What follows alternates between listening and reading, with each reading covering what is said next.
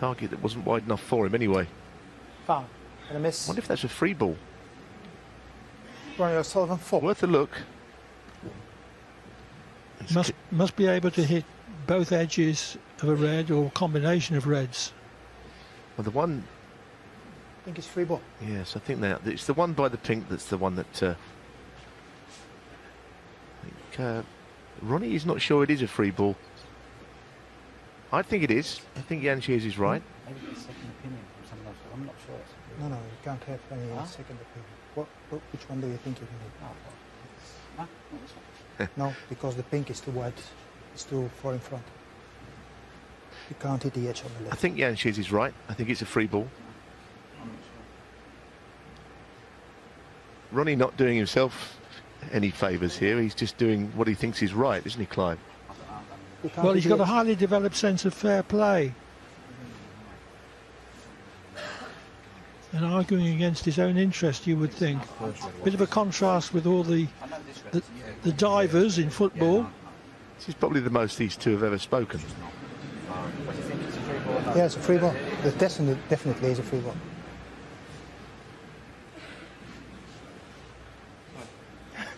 No problem.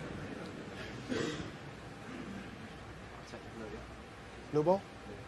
The blue ball?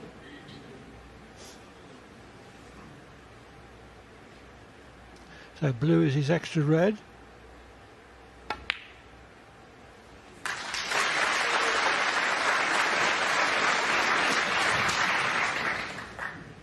What? Yes, I think everything was correct there. Ronnie was right to query it if he wasn't sure, but I think Jan Shears got the right call.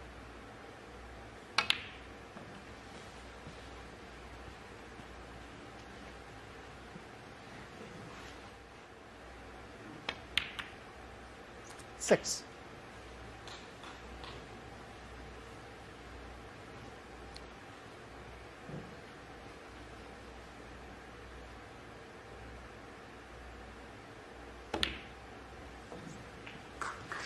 So a chance for a winning clearance for O'Sullivan.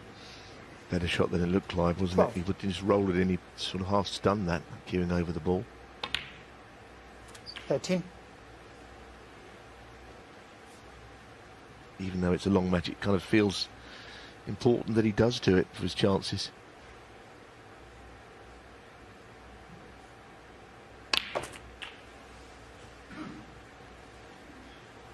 I mentioned his cue ball has just been a little short 20. of where he wants to be on a number of occasions. There's another example of it. It's okay though, up for the blue.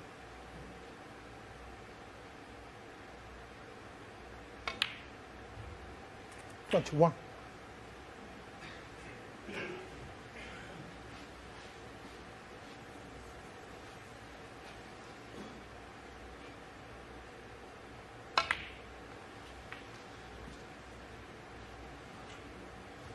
That's a little short as well. 26. Should still be all right though.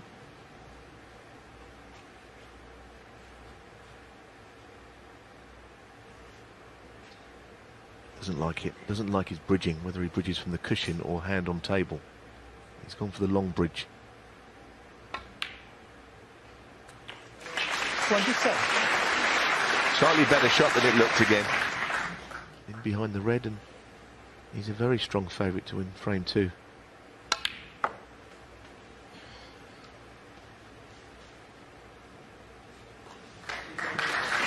Inch perfect. Yes, and he'll be happy enough to play on a lowish value colour here. Anything that's near the yellow. That's why he's played on the green. 31.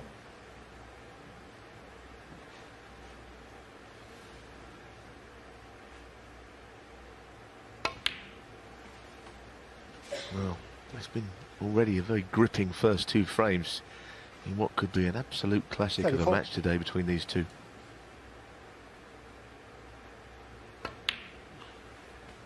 36. 39. 43. Murphy was the better part of 40 in front when he missed a middle distance red.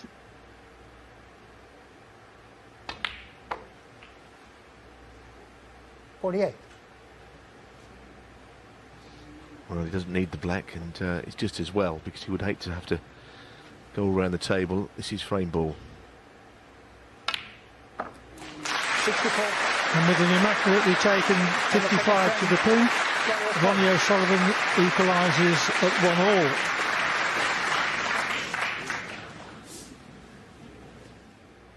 Tough shot.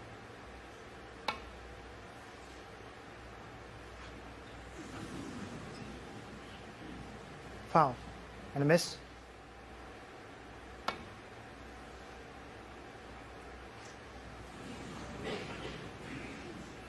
Foul. And a miss. John Murphy full. Yeah, so this time Ronnie is not leaving his stance, and that kind of helps him to get a real idea of what he's got to do. Sean had every right to come to the table there and have another look and make Ronnie sit down and start afresh. He might have wanted to do that. Third attempt, also unsuccessful.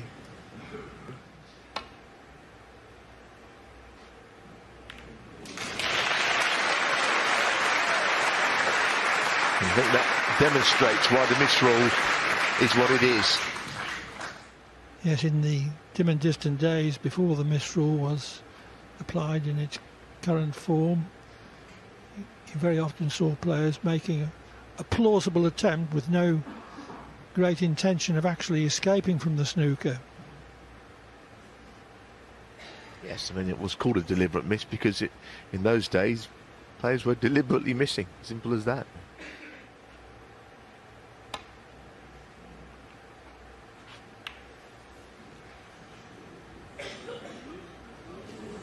Attempted the glancing escape, but that wasn't a glance. Now he could have done with going the way that Ronnie did, missing it. Just trying to get there in the end, maybe second or third attempt. Anything but what he did do.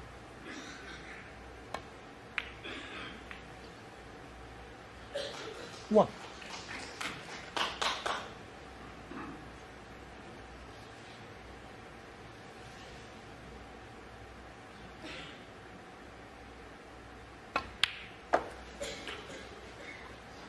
You would think that the red that is on the black cushion is going to decide the outcome of this frame. 7.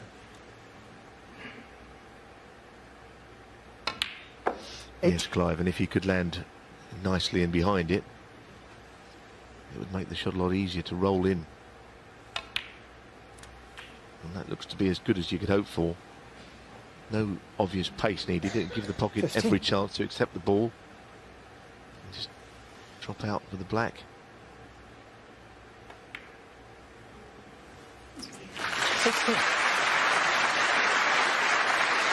Fascinating. That's a good play, this.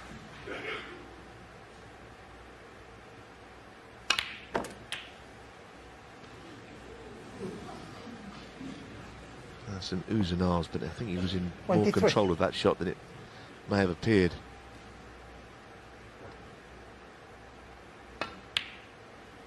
$25.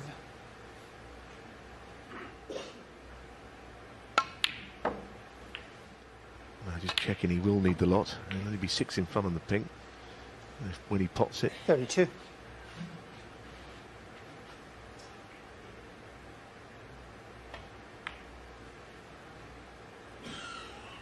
And this will count as a real steal 37. for O'Sullivan.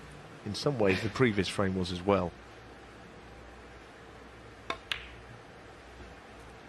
43.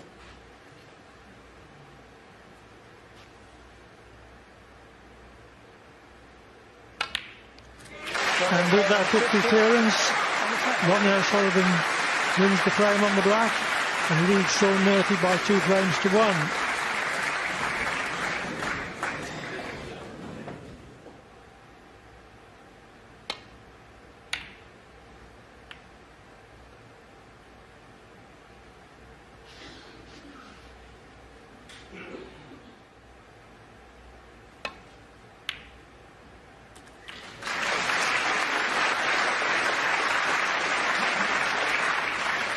One.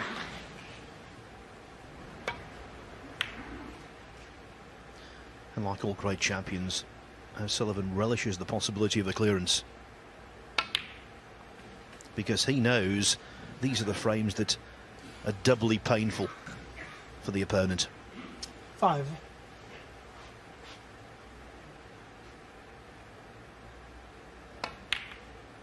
Six. Oh, that was a gorgeous shot. That was an absolute gem of a shot. It didn't look much, but to clear the black spot and land where he has.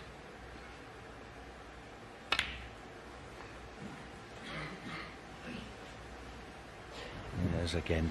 Didn't look an awful lot, but the judgment of the cannon and the line 13. was exquisite. 14. He's so good in these situations, you tend to look ahead and think about potential problems. Obviously, green being so close to blue would be one of those, maybe. 21. And the pink's not ideal either. But if he gets that 22. far, at least he wouldn't have to play for the black. The pink would be enough.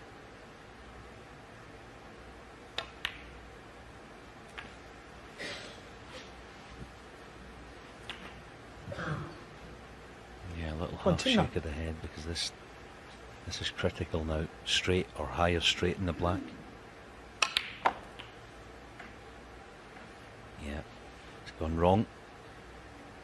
30. It's gone wrong. So I'm just going to have to settle for playing the snooker in behind the black off this.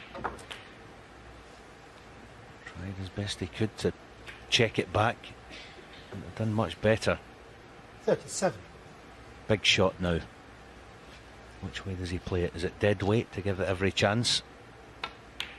Oh, what a shot again. 38. Just breezed it home.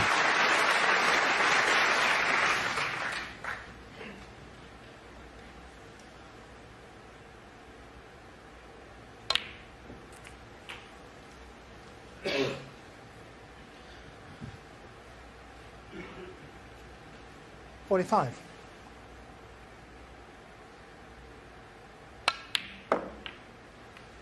Oh, dearie me. Talk about exquisite 47. earlier on in this break. That was awesome. Look at this cannon. 50. Didn't make it as a snooker player. He certainly would have made it as a cat burglar. What a steal this will be.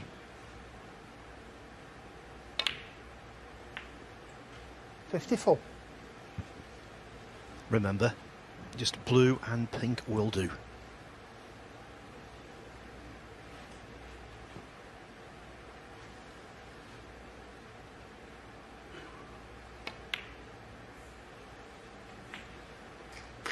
$59. Springy bounce there, actually. Left him just stretching a little, but it did not matter. This afternoon already, 3 steals for Ronnie O'Sullivan, 3 cheers for Ronnie O'Sullivan, because the last of them was absolutely superb. Sean Murphy had 3 chances, and in the end, though, he lost the frame. O'Sullivan's lead expands to 4-2. What a clearance!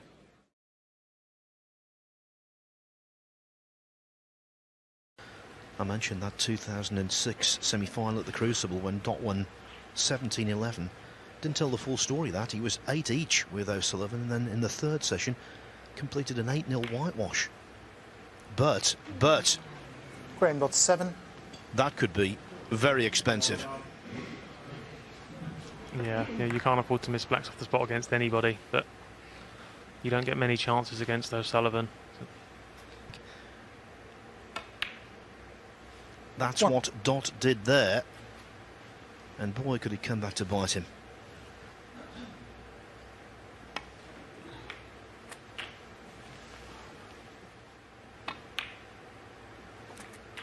$9. Yeah, that top cushion's caught pretty much everyone we've seen play so far out this week.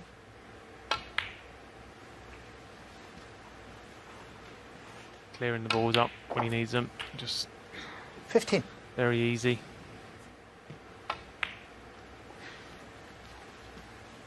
more than likely this, the crunch ball. Doesn't want to be too straight. Let's strike this one nice, straight back. Should leave a nice angle on the black. Yeah. 21. Struck lovely. Arrives on the colours, 10 points adrift, so yellow to pink. 30. Well, true to his promise, Dot is not watching his opponent at the table. 33. Almost 800 people in this arena tonight, and Dot's the only one. Well, maybe the referee on the other table plus Robertson and Brissell, but 37. he's the only one not watching. 42. You can hear the referee calling out the scores, though, and it's not a nice sound. 48. And neither is that applause, because it signifies that O'Sullivan, after looking like losing the first frame, has won it. O'Sullivan is really good to watch, 16. but try telling that to Graham Dott at the moment. Still, eyes downcast, looking at the 17. floor. I think he's got a piece of paper there as well on his lap. Maybe he's looking at some words that are written on the paper.